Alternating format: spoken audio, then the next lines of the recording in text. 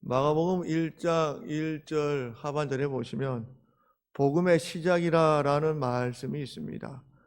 시작이라는 단어가 마가복음에 있다. 시작이라는 말은 이제 헬라어는 이제 아르케라고 하는데 기원 뭐냐면 이제 창세기를 시작할 때 세상을 여는 바로 그런 의미가 이 안에 있습니다. 복음의 시작. 이게 무슨 말입니까? 복음을 통해서 주님께서 새로운 세상, 악한 시대에 새로운 삶을, 새로운 하늘을, 새로운 땅을 지금 열고 계시고 있다. 광야에서 외치는 소리가 있었습니다. 하나님께서 침묵하신 그 시간들 통해서 탁 침묵을 깨고, 이 소리는 광야에서 출발해서 이스라엘 그리고 예루살렘까지 진격해 들어갑니다. 수많은 유대인들이 부름을 받아 요단강에서 자복하고 세례를 받습니다. 이제 세례 요한이 앞길을 예비했죠. 예수님의 앞길을. 그리고 예수님께서도 이제 복음의 시작으로 역사 속에 이제 나타내기 시작하시는데, 빛으로 드러내기 시작하는데, 첫 번째 사건이 뭐였습니까? 회개였다. 죄 없는 분이 완전한 회개를 우리에게 몸소 보여주었습니다. 완전한 회개를 통해서 복음의 시작을 알리셨어요. 완전한 회개. 죄가 없으신 분과 완전한 회개를 몸으로 보여주셨어요. 회개는 뭡니까? 옛 것을 버리고 이제 새로움으로 서는 것을 말합니다. 새 사람으로 서는 것을 말합니다. 먼저 본을 보여줬어요. 회개하면. 그 순간에 어떤 일이 벌어집니까? 완전한 회개, 완전한 존재, 완전한 새로운 사람이 되자, 물론 예수님은 죄가 없습니다. 그러자 하늘이 열립니다. 성령이 비둘기처럼 하늘과 땅이 확 내려온다 되어 있죠. 하늘과 땅이 그 순간에 공명합니다. 한 사람이 진정으로 하나님 앞에 회개할 때, 완전한 모습으로 설 때에 세상이 어떻게 지금 창조되는지, 시작되는지, 전혀 다른 방식의 존재, 삶으로 어떻게 풀어내는지를 우리에게 상징적으로 보여주는 사건이 바로 그 사건이었다. 복음의 힘은 바로 이런 것에 있는 것입니다. 하나님 앞에서 회개함으로, 제가 지난주 설명에서 바로 섬, 수신, 입신이죠. 바로 섬으로 나아갈 때 하늘과 땅이 함께 어우러지고 하나님 뜻이 하늘에서 이루어진 것처럼 땅에서도 이루어지는 역사가 시작된 것입니다. 그 출발점이 요단강에서의 세례의식이었다. 회개였다. 그래서 회개하라 충분히 가까웠다가 복음의 가장 중요한 핵심 중에 하나죠. 회개하라. 성령이 비둘기처럼 내렸다라는 것을 우리가 생각하게 됩니다, 여러분.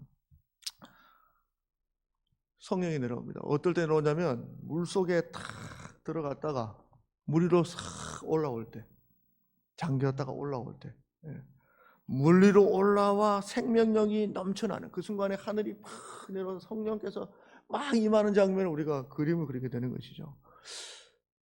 들어갔다가 나옵니다. 싹 올라와요. 이거 마치 어느 장면이 떠오릅니까? 창세기의 장면이 연상됩니다. 새로운 재탄생입니다. 창세기 1장 2절에 이렇게 되어 있어요. 땅이 혼돈하고 공허하며 흑암이 깊음 위에 있고 하나님의 영은 수면 위에 운행하시니라. 창조 때의 모습입니다. 노아의 홍수 때에도 비둘기가 어떤 역할을 했습니까? 새로운 세상이 물이 확 찼다가 묻이 이제 위로 사 올라와요. 하나님의 심판의 시간이 끝나고 새롭게 새로운 땅이 확 올라오죠. 그때 이 비둘기가 역할을 하잖아요. 새 땅이 우리에게 펼쳐졌다. 새 역사가 시작됐다. 타락한 땅이 아니라 이제 우리가 밟는 땅은 전혀 새로운 땅으로 창조되어졌다. 비둘기가 사인을 보내준 것이죠. 그 장면이 창세기 8장 11절에 나옵니다. 저녁 때에 비둘기가 그에게로 돌아왔는데 그 입에 감람나무 새 잎사귀가 있는지라 이에 노아가 땅에 물이 줄어든 줄을 알았으며 라고 기록되어 있습니다. 그래서 예수님이 세례를 받으실 때에 성령이 비둘기처럼 내렸던 사건은 창조의 모습, 창세기의 두 장면을 연상하는 것입니다. 굉장히 의미가 있어요. 그래서 새로운 시작, 뉴크리에이션까지 새로운 창조. 과거의 창조가 하나님의 말씀에 있어 시작됐다면 이제 복음의 시작은 예수님께서 세례 받으심으로 하나님의 성령의 임재하심을 통해서 말씀을 통해 시작됩니다. 완전한 해결로 나간다. 과거의 청산이죠. 옛 모습을 버리는 것입니다. 그 복된 소리, 복음이 예수님을 중심으로 하나님 나라의 말씀이 선포되기 시작했습니다. 먼저는 어부들을 부르셨죠. 제자로 부르셨어요. 그리고 이어서 오늘 보면 바로 앞부분에 보면 가버나움에 들어가셨습니다. 가버나움에 들어갔다라는 표현이 중요합니다. 들어갔다. 그리고 어디 들어가면 안식일이 되어서 해당으로 들어가셨다.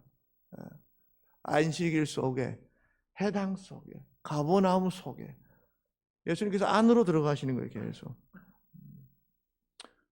오늘 주제입니다만 예수님이 들어가는 곳곳마다 변화가 일어납니다. 들어갈 때마다. 오늘 29절 말씀에는 해당에서 나와라고 되어 있죠. 들어가기 전과 후가 여기 사건이 있어요. 달라집니다. 해당 안에서의 사건이 일어나는 것이죠. 전후가 달라져요. 예수님이 들어가고 들어온 후가. 변화가 일어났다는 것이죠. 우리는 복음이 광야에서 예루살렘 안으로, 그리고 요단 강가에서 요단강 속으로, 광야 속으로, 가버나움과 해당 속으로 안으로 들어가는 모습을 보게 됩니다. 마치 씨앗이 땅에 팍 들어가면 그때부터 씨앗을 팍 줄기를 울고 열매를 맺는 것처럼 들어갑니다. 코로나 바이러스가 들어가면 증상이 나타나는 것처럼, 물론 무슨 증상도 있긴 있다고 합니다만 그 사람을 잠식하죠. 바이러스가. 더러운 영이 사람 속으로 들어가도 마찬가지입니다. 그것처럼 예수님께서 갈릴리 가버나움 안으로, 해당 안으로 그와 같이 들어가시는 것입니다. 더러운 영이, 코로나 바이러스 이런 것들이 들어가면 사람에게 안 좋은 영향을 미칩니다. 침잠시키고 넘어뜨립니다. 때로는 목숨을 빼앗기도 합니다. 그러나 주님이 들어가시는 곳에는 생명력이 넘칩니다. 선한 영향력이 나타나는 것입니다. 마치 몸 안에 물이 들어가면 우리 안에 타고 있던 갈증이 해소되는 것처럼 말씀으로 주님이 내 안에 들어오므로 그의 삶이 바뀌어지는 것입니다. 그래, 이 대목을 좀 묵상해 보면 여러 가지 생각하게 됩니다. 예수님이 들어가는 곳곳마다 변화와 역사가 일어나요. 그렇다면 예수를 따르는 우리도 마찬가지의, 우리가 예수를 따르는 분들이고 그리스도인이기 때문에 마찬가지의 역사가 나타나야 된다는 것이죠. 내가 들어가는 가정, 직장, 삶의 자리, 내가 들어갈 때마다 복음의 역사가 거기서 시작되어야 되는 것이죠. 너희는 세상의 빛이다, 소금이다 하잖아요. 그 안에 들어가 한 사람 한 사람 마치 누룩이다라고 말씀하기도 합니다. 거기서 부풀어지고 역사가 일어나는 것이 막 이렇게. 그렇게 되지 않을 때 맛을 잃은 소금이다 말씀하시는 것이죠. 우리에게. 예수님께서 해당 안에 들어가 있어요. 29절에 보면 들어갔다 나왔다라고 표현되어 있죠. 들어가셨어요. 해당에서는 21절 말씀입니다. 이하의 말씀입니다. 해당에서는 무엇을 가르치셨는가? 오늘 말씀과 연결이 되어서 소개를 합니다. 마가복음의 이 메시지를 보면 무엇을 가르쳤는지는 말하지 않습니다. 다만 그 가르침에 대한 반응들을 통해서 어떤 가르치였는지 유추만 할 뿐입니다. 세 가지를 우리가 볼 수가 있는데, 첫째로는 마가복음 1장 22절을 보시면 예수님의 가르침, 그 교훈에 논란이라고 되어 있어요. 그 교훈에 놀랐다. 그 메시지가 굉장히 놀라운 것이었다는 것이죠.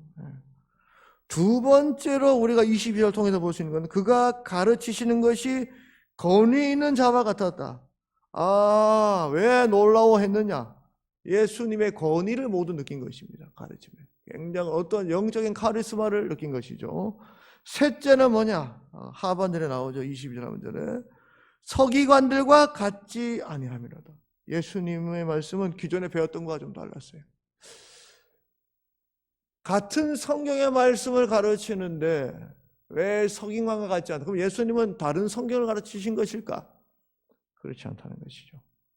모양은 같으나 깊이가 다른 것입니다. 모양은 같으나 하나는 안에 알맹이가 없는 것이고 하나는 안에 알맹이가 있는 것입니다. 생명이 그 안에 있는 것이죠. 예수님 말씀 안에는. 사랑해라 라고 말을 해도 서기관들이 사랑하라 말할 때에는 그 안에 사랑이라는 본질, 생명이 담겨 있지 않아요. 근데 예수님이 사랑하라 말씀하시니 그 안에 사랑이라는 생명력이 호흡합니다. 사람들이 사랑이라는 그 겉에 있는 것만 계속 듣고 살다가 말씀 안에 있는 진리를 예수님의 선포되는 말씀을 통해서 발견합니다. 너무 놀라워요. 새로워요. 깜짝 놀라는 것이죠. 여러분이 참말이고 빈말이 있다는 걸 잘 아시죠? 가령 서기관들의 말은 얘가 100% 정확한 건 아니나 이런 겁니다. 아이고 목사님 반갑습니다. 오랜만에 뵙네요. 언제 한번 식사 한번 하시죠. 그런 거죠. 서기관들의 말은. 식사 한번 하시죠. 식사를 했을까요? 안 했을까요? 그냥 안 하겠다는 건데 좋게 보내는 방식이 주로 식사 한번 합시다. 그래서 제가 최근에 전혜복 집사님하고 밥 한번 했어요. 제가 생각해보니까 이 설교하기 전에 무조건 만나야 되다 싶어서 제가 식사 한번 하자 했는데 식사를 여태까지 안 했거든요. 그래가지고 그죠? 집사님? 그래서 지금은 굉장히 당당합니다. 예. 언제 한번 밥 한번 먹어요. 그 언제 영원히 안 옵니다. 예. 빈말이거든요. 설교자도 저는 마찬가지 아닐까 싶습니다. 형식으로는 하나님 말씀 포장해서 할 수 있어요. 근데 그 안에 참말로 쓰려면 성령 역사가 있어요. 서기관은 그런 생명력이 없었어요. 그러나 예수님은 그렇지 않았다. 하나님의 말씀이 살아있도록 죽어있는 말씀이 아니라 정말로 자신의 삶을 변화시키는 생명 있는 말씀으로 같은 말씀을 하셔도 그들의 삶을 깨우치고 울리게 하고 돌아서게 하고 변화시키게 했다. 그런 점에서 예수님의 말씀은 들은 것 같으나 듣지 않은 전혀 새로운 완전히 새로운 것임을 우리가 확인하게 됩니다.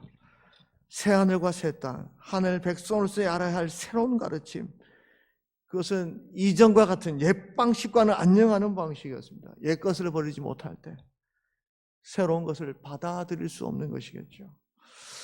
그래서 이런 메시지를 들었을 때 사람들은 충격을 받고 그리고 충돌합니다.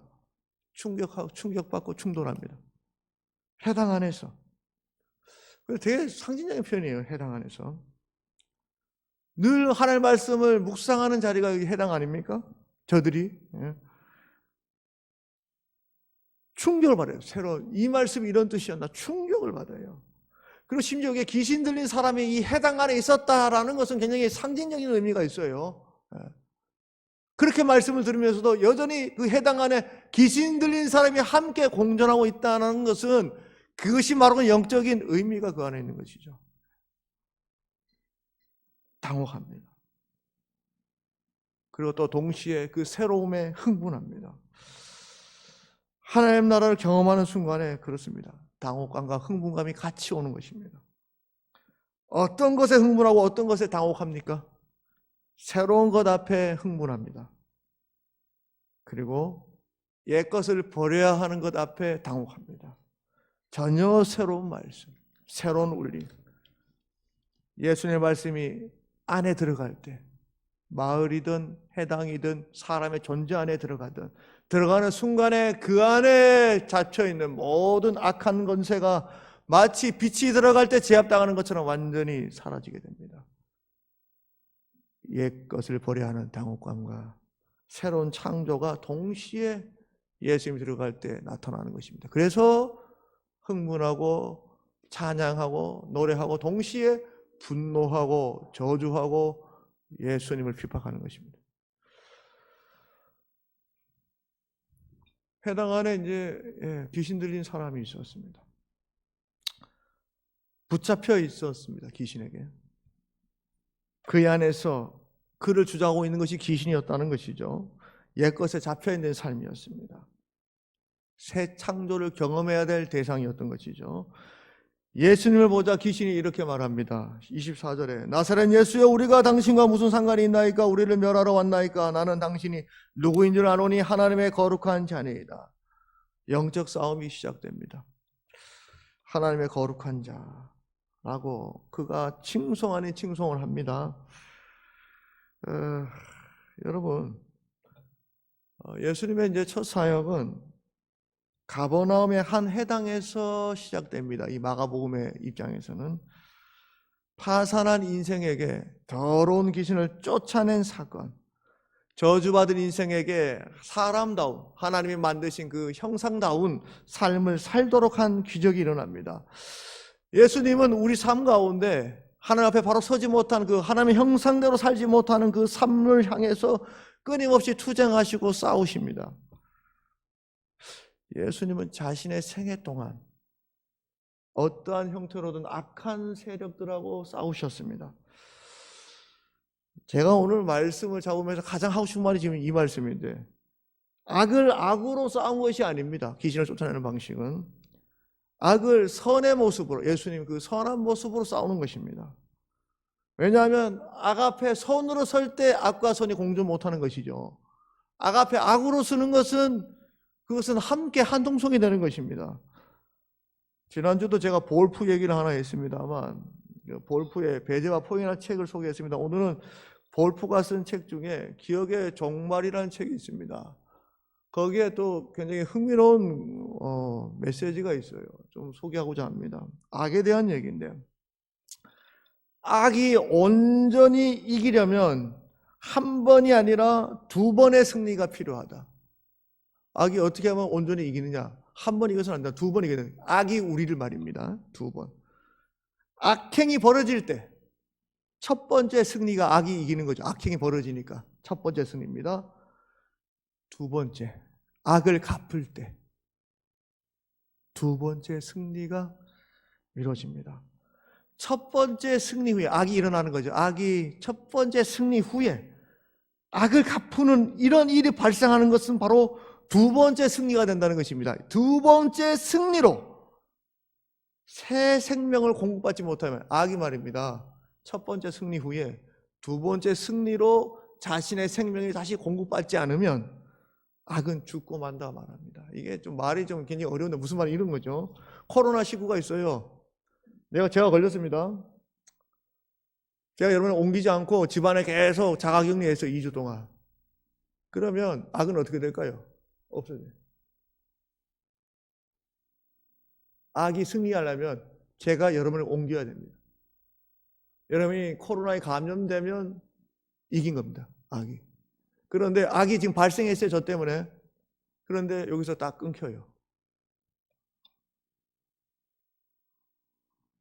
아담과 하와 선악과를 따먹었을 때 첫 번째 승리를 악이 합니다. 두 번째 승리는 하와를 원망하고 뱀을 원망할 때, 하나님 원망할 때 악이 두 번째 승리합니다. 오른쪽 뺨을 칠 때 내가 그 사람의 뺨을 때리는 순간에 악이 두 번째 승리하는 것입니다. 첫 번째 악과 두 번째. 예수님이 뭐라고 하냐면 오른쪽 뺨 맞을 때 악이 승리하지 않도록 해라. 왼뺨을 돌려대라. 악이 끊깁니다. 내가 대갚지 않을 때. 오리를 가자고 할 때 심리를 가줌으로 악이 끊기게 됩니다. 겉옷을 뺏고자 할 때 어디 내 옷을 뺏어? 네 옷을 찾냐나? 아니죠.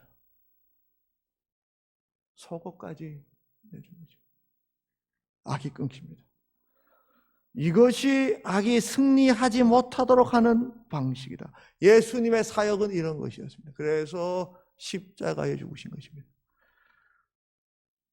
사도 바울은 악을 악으로 갚지 말고 손으로 악을 악과 싸우라 말하였습니다. 데살로니가전서 5장 15절 말씀 제가 봉독합니다. 삼가 누구에게든지 악으로 악을 갚지 말게 하고 서로 대하든지 모든 사람을 대하든지 항상 선을 따르라. 이게 신앙입니다, 여러분. 이게 복음의 역사입니다. 복음을 증거하는 이유가 여기에 있습니다. 선으로 악과 싸워 이겨라 이거죠. 악의 폭입니다, 우리가. 복수하는 걸 스톱해야 됩니다. 분노하는 걸 스톱해야 됩니다. 오늘 새벽에 시편을 읽으면서 제가 잠깐 살펴봤습니다만 우리 한 번 더 보겠습니다. 에베소서 4장 26절. 우리 한번 성경 찾겠습니다. 신약 성경 315쪽. 에베소서 4장 26절 27절 말씀 우리 잠깐 찾겠습니다. 에베소서 4장 26절 27절. 에베소서 315쪽에 있습니다. 에베소서 다 찾으셔서 여러분 한번 묵상하면 좋을 것 같습니다. 4장 26절 27절 함께 봉독합니다. 분을 내어도 죄를 짓지 말며 해가 지도록 분을 품지 말고 마귀에게 틈을 주지 말라. 아멘. 분을 안 낼 수 없습니다. 저도 분노할 때가 있어요. 또 예수님도 거룩한 분노, 성전을 칠 때, 정화사건 할 때 거룩한 분노하셨죠. 그러나 죄를 짓지 마라 말합니다. 분노하고 싸울 때에도 선의 방식으로, 예수님의 방식으로. 뭐라고 하면 이때 마귀가 들어옵니다, 우리에게. 그 순간에 지는 겁니다. 그래서 뭐라 합니까? 마귀에게 틈을 주지 말라. 틈 주지 말라. 그 순간에. 여러분이 분내는 것까지는 분낼 수 있어요. 분내는 것까지인데 거기서 그 다음에 악으로 대항하는 것은 예수님의 선하신 뜻이 아니다. 선의 방식으로 나는 싸워야 한다. 그래서 싸우지 말라는 뜻이 아니라 끊임없이 그렇게 복음의 역사로 싸우는 것입니다. 예수님은 그런 점에서 끝까지 악과 대항해서 싸웠습니다. 뺨 칠 때마다 왼뺨 돌아서지 않죠. 돌려댑니다. 그러니까 대항하고 싸우는 것이죠. 선으로 악이 끊기도록 싸운 것입니다. 십자가라는 초유의 사랑을 보여주심으로 악의 종말을 성공한 겁니다. 복수하지 않는 것으로, 지는 것으로, 패배하는 것으로. 그런 점에서 우리가 싸우는 방식은 예수님의 이 복음의 방식과 같냐? 묻게 됩니다. 난 그렇게 거룩한 분노를 하고 있는가? 보는 것이죠. 사랑하는 성도 여러분, 악은 다양한 모습으로 우리에게 나타납니다. 악한 세력이라 하면 흔히 귀신, 악령, 사단, 혹은 요한계시록 같은 경우 로마와 같은 그런 제국들, 그것도 요한계시록이 악한 세력으로 봤습니다. 짐승. 때로는 유대 지도자들의 모습이기도 합니다. 로마 당국이기도 하고요. 때로는 가정, 가까운 친척. 우리를 계속 분노하게 하고 죄를 범하도록 유혹합니다. 끊임없이. 아내에게 짜증내고 싶을 때가 얼마나 많아요. 많아요 하니까 꼭 우리 가정 같아서 제가 굉장히 조심스러워요. 저는 안 그렇습니다. 짜증내면 이혼당할 수 있기 때문에 짜증내면 안 됩니다. 순간순간 그런 위기들이 있죠, 여러분. 다 안 믿는 눈치여서 참. 그렇습니다. 내 가정, 내 직장 동료, 너무 멀리 살지 마세요. 이런 분들이 우리가 선으로 맞서 싸울 상대다. 내 싸움의 상대를 너무 멀리 잡지 마세요. 바로 내 가정에 있다. 내 친한 친구한테 있다. 동료에게 있다. 우리 또 성도들끼리도 그럴 수 있어요. 그죠? 진짜 별거 아닌데 톡 서로 싸울 수도 있어요. 뭐 사람 사이에 그럴 수 있죠. 그러나 그럴 때마다 내가 대항하는 방식은 이때는 선으로 대항해야 된다. 이걸 우리가 놓치지 말고 봐야 돼요. 그래야 그것이 우리가 악에게 지우지 않고 마귀에게 틈을 두지 않는 삶의 방식이라는 것이죠. 예수님의 복음의 역사는 그런 것이다. 첫 영적 싸움에서 더러운 영, 귀신 들린 자를 하나님의 예수님께서 쫓아내십니다. 그 안에 예수님이 들어가고 한 인간을 죄의 속박에서 풀어냅니다. 25절 보면 예수께서 꾸짖어 이르시되 잠잠하고 그 사람에게서 나오라 하시니 말합니다. 선과 악이 공존할 수 없어요. 선하신 예수님의 말씀 앞에 악한 영들이 탁 물러가게 됩니다. 예수님께서 이 장면에서 보면 꾸짖다 말하죠. 꾸짖다. 이것은 이제 역시 제 오늘 말씀의 논거와 같은데 오늘은 이제 에피티마오라고 되어 있는데 이게 나무라다라는 뜻이 아닙니다. 이게 공격과 저주를 퍼붓는 의미를 가지고 있어요. 꾸짖다는 것은.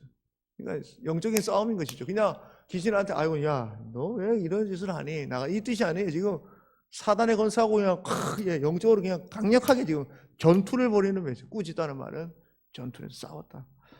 오늘 우리가 그러한 사명이 있다는 것이죠. 끊임없이 악한 세력과 함께 나무라고 타협하는 것이 아니라 예수님이 싸웠던 것처럼 영적인 싸움을 해야 한다. 오늘 저와 여러분들이 그런 영적인 싸움에서 우리 주님처럼 승리하는 삶이 되시기를 주의 이름으로 간절히 축복합니다. 29절에 해당에서 나와 곧 야고보와 요한과 함께 시몬과 안드레 집에 들어가시니 나오셨어요. 바로 들어가기 전과 후가 확 달라집니다. 예수님이 들어가니까 악한 것들이 탁 물러가요. 영적인 싸움 승리합니다. 그 다음에 나오셨어요.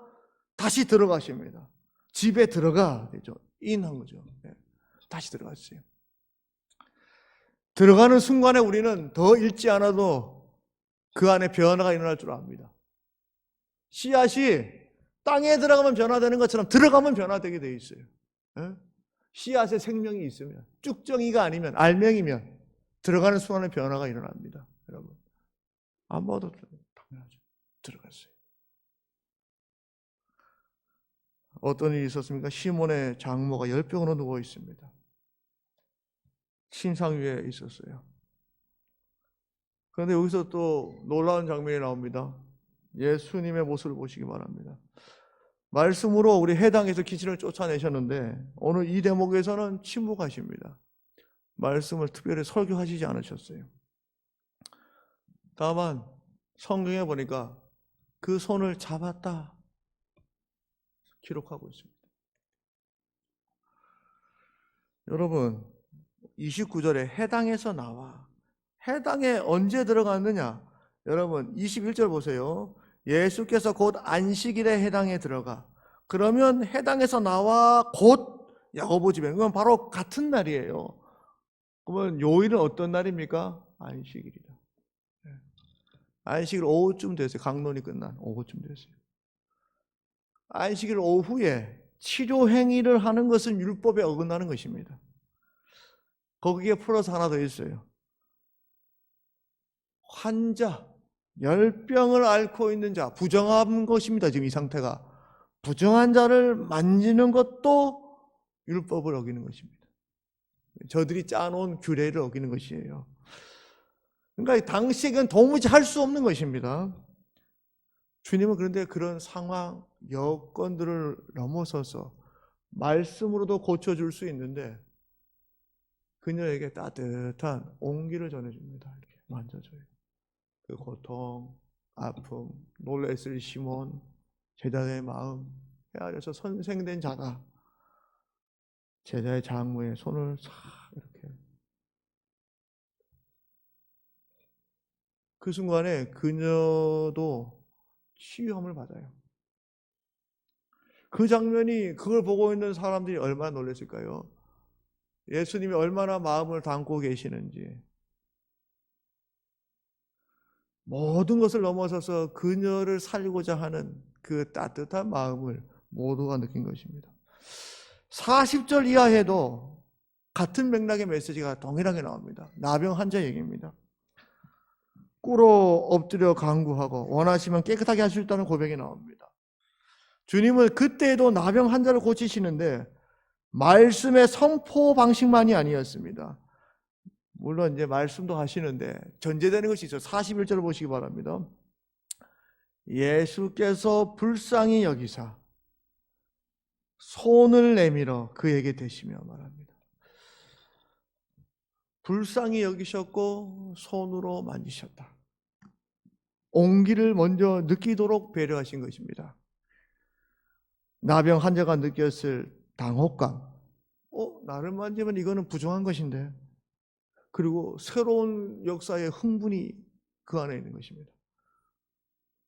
자신의 몸을 병이 걸린 이후에 만졌던 사람은 아무도 없어요. 나병 환자는 만질 수 없는 병입니다. 그런데 주님은 서슴없이 그의 몸을 만져주신 것입니다.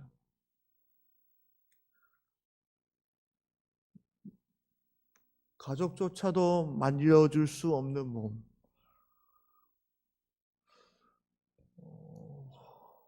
장벽을 넘어서서 그의 손을 잡아주신 것이죠.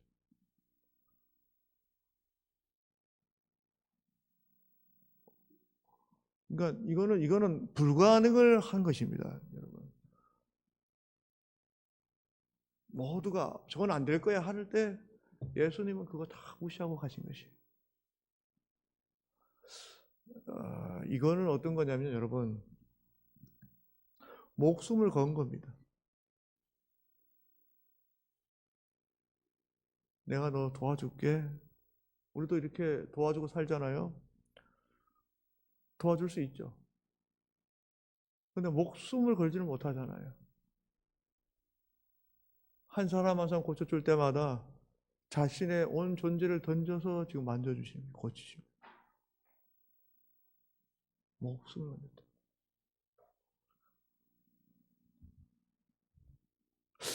목숨을 던져서 자신을 대하는 사람을 만났을 때에 자신을 위해서 목숨을 던지는 그분의 사랑을 직접적으로 만지고 체험하고 온기를 느낀 사람은 바보가 아닌 이상은 변화가 일어날 수밖에 없어요.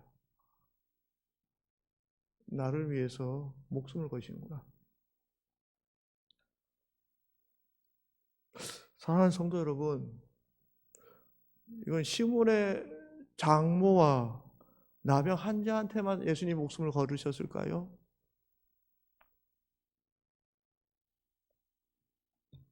아니죠. 여러분 한 사람 한 사람에게 예수님 목숨을 거시고 보시고 만지시고 함께하고 있습니다. 누구도 따뜻하게 잡아주지 않았던 그 손, 더러운 그 손을 주님께서 뭐 죽지 뭐 너를 위해 죽을 수 있어 손을 잡아주신 것입니다. 웬만한 각오와는 불가능합니다. 내 몸의 병이 낫기도 전에 그의 마음이 먼저 치유됩니다. 이것은 육체의 병이 치유되는 사건이 아니라 그의 온 존재가 치유되는 사건이었어요. 예수님이 잡아줌으로. 사랑하는 성도 여러분, 오늘 여러분의 삶 가운데 아픈 상처와 기억들이 있습니까? 우리 주님께서 여러분을 만져주십니다.